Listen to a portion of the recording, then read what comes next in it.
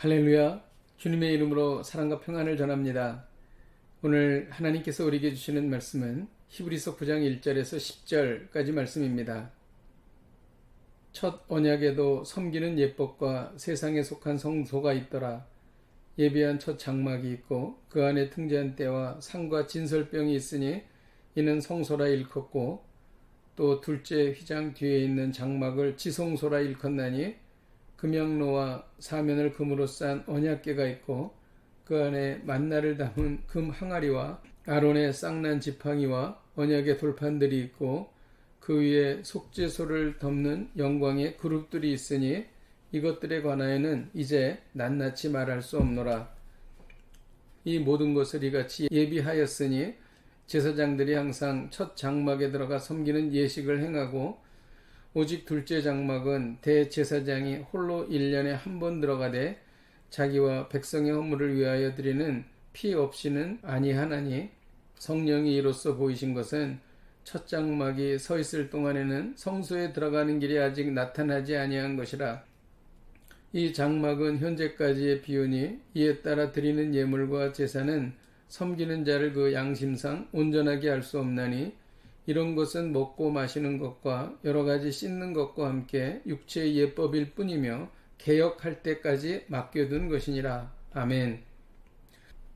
성막은 죄로 인해 하나님을 떠난 사람들에게 은혜로 주신 장소입니다. 성막에서 죄를 회개하고 성막에서 용서함을 받고 성막에서 하나님을 만나 하나님의 임재를 누릴 수 있기 때문입니다. 보이지 아니하시는 하나님을 볼 수 있다는 가시적 증거가 바로 성막이었습니다. 그러나 성막은 유한하고 제한적이며 한시적이었습니다. 성막과 제사장은 앞으로 오실 메시아 예수 그리스도의 모형이며 예표였던 것입니다. 하나님께서는 성막에서 드리는 제사를 통해 하나님과 교제할 수 있게 하셨습니다. 성막은 앞으로 오실 예수님을 보여주었습니다. 등잔대의 빛은 빛이신 예수님을, 떡상의 떡은 생명의 떡이신 예수님을 나타내는 것입니다. 성소에는 언약궤가 있고 그 안에는 만나를 담은 금 항아리와 아론의 쌍난 지팡이와 십계명 돌판이 있었습니다. 만나이신 예수님을 상징하는 것입니다. 언약궤를 덮는 영광의 천사 모양이 있었는데 하나님은 이곳에서 사람들을 만나 주셨습니다. 이는 예수님을 통해서만 하나님을 만날 수 있다는 것을 보여주는 것입니다. 지성소에서는 대제사장만 1년에 한 번 들어갈 수 있었습니다.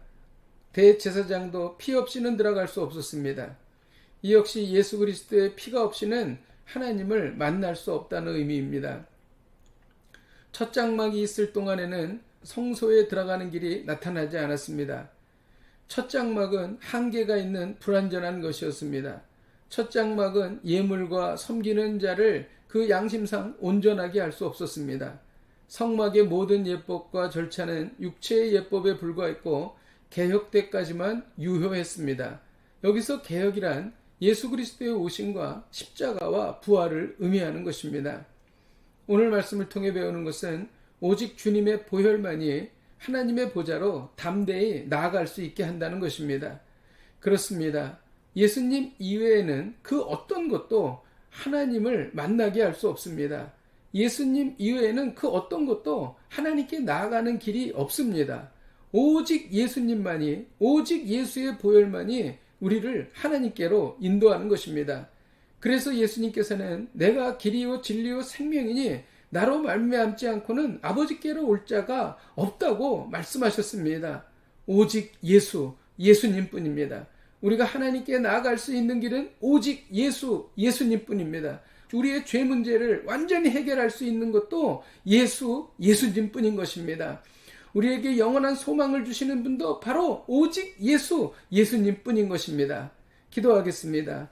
하나님, 그렇습니다. 오직 예수님의 보혈만이 하나님의 보좌로 담대히 나아갈 수 있게 하십니다. 그 예수님의 보혈을 의지하여 하나님의 보좌 앞에 나아갑니다.